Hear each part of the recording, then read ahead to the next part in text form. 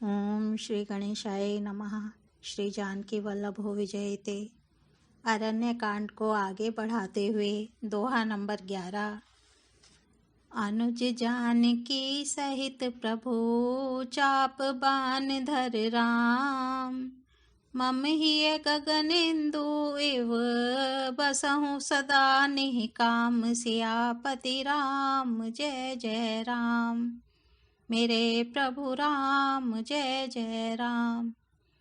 हे प्रभु, हे श्री राम जी, छोटे भाई लक्ष्मण जी और सीता जी सहित धनुष बाणधारी आप निष्काम स्थिर होकर मेरे हृदय रूपी आकाश में चंद्रमा की भांति सदा निवास कीजिए। एवं अस्तु, ऐसा ही हो ऐसा उच्चारण कर लक्ष्मी निवास श्री रामचंद्र जी हर्षित होकर अगस्त्य ऋषि के पास चले। तब सुतीक्ष्ण जी बोले, गुरु अगस्त्य जी का दर्शन पाए और इस आश्रम में आए मुझे बहुत दिन हो गए। अब मैं भी प्रभु आपके साथ गुरु जी के पास चलता हूँ। इसमें हे नाथ, आप पर मेरा कोई एहसान नहीं है। मुनि की चतुरता देखकर कृपा के भंडार श्री राम जी ने उनको साथ ले लिया और दोनों भाई हंसने लगे। रास्ते में अपनी अनुपम भक्ति का वर्णन करते हुए देवताओं के राजेश्वर श्री राम जी अगस्त्य मुनि के आश्रम पर पहुँचे। सुतीक्ष्ण तुरंत ही गुरु अगस्त्य जी के पास गए और दंडवत करके ऐसा कहने लगे, हे नाथ, अयोध्या के राजा दशरथ जी के कुमार जगदाधार श्री रामचंद्र जी छोटे भाई लक्ष्मण जी और सीता जी सहित आपसे मिलने आए हैं, जिनका हे देव आप रात दिन जप करते रहते हैं। यह सुनते ही अगस्त्य जी तुरंत ही उठ दौड़े। भगवान को देखते ही उनके नेत्रों में आनंद और प्रेम के आंसुओं का जल भर आया। दोनों भाई मुनि के चरण कमलों पर गिर पड़े। ऋषि ने उठाकर बड़े प्रेम से उन्हें हृदय से लगा लिया। ज्ञानी मुनि ने आदरपूर्वक कुशल पूछकर उनको लाकर श्रेष्ठ आसन पर बैठाया। फिर बहुत प्रकार से प्रभु की पूजा करके कहा, मेरे समान भाग्यवान आज दूसरा कोई नहीं है। वहाँ जहाँ तक जितने भी अन्य मुनिगण थे, सभी आनंद कंद श्री राम जी के दर्शन करके हर्षित हो गए। मुनि समूह में बैठे सन्मुख सबकी ओर। शरद इंदु तन चितवत मानहु निकर चकोर। सियापति राम जय जय राम। मेरे प्रभु राम जय जय राम।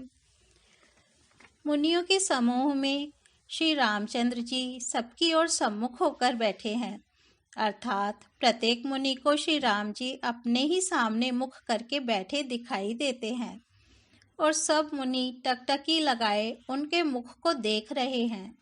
ऐसा जान पड़ता है मानो चकोरों का समुदाय शरद पूर्णिमा की चंद्रमा की ओर देख रहा हो। तब श्री राम जी ने मुनि से कहा, हे प्रभु, आपसे तो कुछ छिपाव है नहीं। मैं जिस कारण से आया हूँ वह आप जानते ही हैं। इसी से हे तात, मैंने आपसे समझाकर कुछ नहीं कहा। हे प्रभु, अब आप मुझे वही मंत्र सलाह दीजिए जिस प्रकार मैं मुनियों के द्रोही राक्षसों को मारूं। प्रभु की वाणी सुनकर मुनि मुस्कुराए और बोले, हे नाथ, आपने क्या समझकर मुझसे यह प्रश्न किया है? हे पापों का नाश करने वाले, मैं तो आप ही के भजन के प्रभाव से आपकी कुछ थोड़ी सी महिमा जानता हूँ। आपकी माया गूलर के विशाल वृक्ष के समान है। अनेकों ब्रह्मांडों के समूह ही जिसके फल हैं। चर और अचर जीव गूलर के फल के भीतर रहने वाले छोटे छोटे जंतुओं के समान उन ब्रह्मांड रूपी फलों के भीतर बसते हैं और वे अपने उस छोटे से जगत के सिवा दूसरा कुछ नहीं जानते।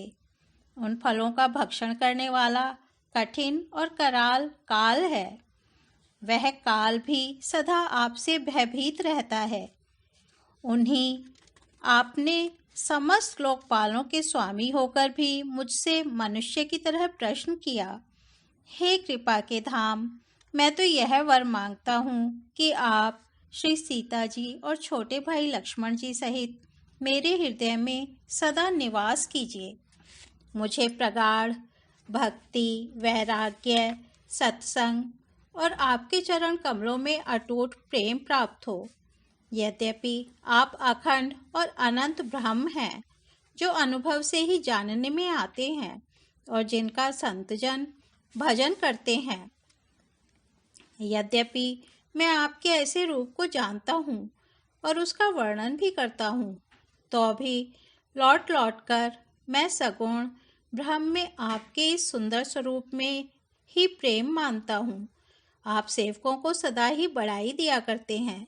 इसी से हे रघुनाथ जी, आपने मुझसे पूछा है। हे प्रभु, एक परम मनोहर और पवित्र स्थान है, उसका नाम पंचवटी है। हे प्रभु, आप दंडक वन को, जहाँ पंचवटी है, पवित्र कीजिए और श्रेष्ठ मुनि गौतम जी के कठोर शाप को हर लीजिए। हे रघुकुल के स्वामी, आप सब मुनियों पर दया करके वहीं निवास कीजिए। मुनि की आज्ञा पाकर श्री रामचंद्र जी वहां से चल दिए और शीघ्र ही पंचवटी के निकट पहुंच गए। गीधराज से भेंट भई, बहुविधि प्रीति बढ़ाई। गोदावरी निकट प्रभु रहे, परन ग्रह छाई। सियापति राम जय जय राम, मेरे प्रभु राम जय जय राम। वहाँ गृधराज जटायु से भेंट हुई। उसके साथ बहुत प्रकार से प्रेम बढ़ाकर प्रभु श्री रामचंद्र जी गोदावरी जी के समीप पर्णकुटी छाकर रहने लगे। जब से श्री राम जी ने वहाँ निवास किया, तब से मुनि सुखी हो गए। उनका डर जाता रहा। पर्वत, वन, नदी और तालाब शोभा से छा गए। वे दिनों दिन अधिक सुहावने मालूम होने लगे। पक्षी और पशुओं के समूह आनंदित रहते हैं और भौरे मधुर गुंजार करते हुए शोभा पा रहे हैं। जहाँ प्रत्यक्ष श्री राम जी विराजमान हैं, उस वन का वर्णन सरफराज शेष जी भी नहीं कर सकते। एक बार प्रभु श्री राम जी सुख से बैठे हुए थे। उस समय लक्ष्मण जी ने उनसे छल रहित सरल वचन कहे। हे देवता, मनुष्य, मुनि और चराचर के स्वामी, मैं अपने प्रभु की तरह अपना स्वामी समझकर आपसे पूछता हूँ। हे देव, मुझे समझाकर वही कहिए जिससे सब छोड़कर मैं आपकी चरण रज की ही सेवा करूं। ज्ञान, वैराग्य और माया का वर्णन कीजिए और उस भक्ति को कहिए जिसके कारण आप दया करते हैं। ईश्वर जीव भेद प्रभु, सकल कहो समुझाई। जाते होई चरण रति, शोक मोह भ्रम जाय। सियापति राम जय जय राम, मेरे प्रभु राम जय जय राम।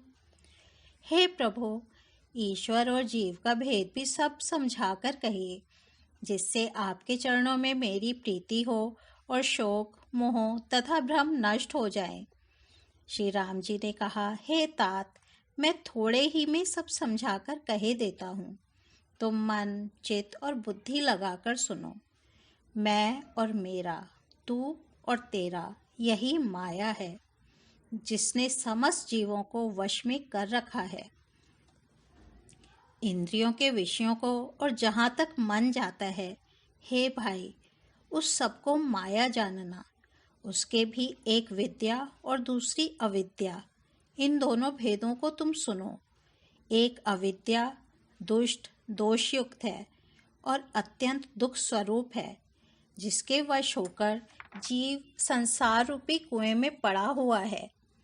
और एक विद्या जिसके वश में गुण है और जो जगत की रचना करती है, वह प्रभु से ही प्रेरित होती है।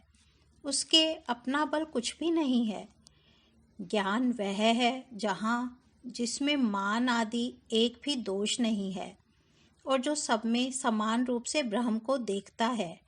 हे तात, उसी को परम वैराग्यवान कहना चाहिए जो सारी सिद्धियों को और तीनों गुणों को तिनके के समान त्याग चुका हो, जिसमें मान, दंभ, हिंसा, क्षमा राहित्य, टेढ़ापन, आचार्य सेवा का अभाव, अपवित्रता, अस्थिरता, मन का निगृहित न होना, इंद्रियों के विषय में आसक्ति, अहंकार, जन्म मृत्यु, जरा व्याधि में जगत में, सुख बुद्धि, स्त्री पुत्र घर आदि में आसक्ति तथा ममता, इष्ट और अनिष्ट की प्राप्ति में हर्ष, शोक, भक्ति का अभाव, एकांत में मन न लगना, विषयी मनुष्यों के संग में प्रेम, ये 18 ना हों और नित्य अध्यात्म आत्मा में स्थित तथा तत्व ज्ञान के अर्थ,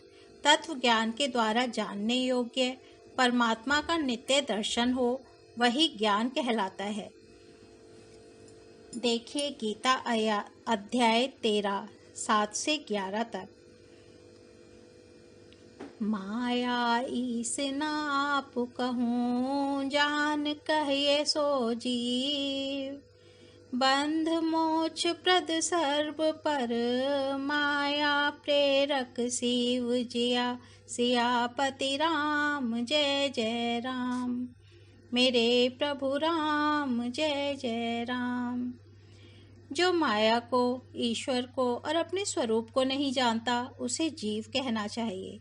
जो कर्म अनुसार बंधन और मोक्ष देने वाला, सबसे परे और माया का प्रेरक है, वह ईश्वर है।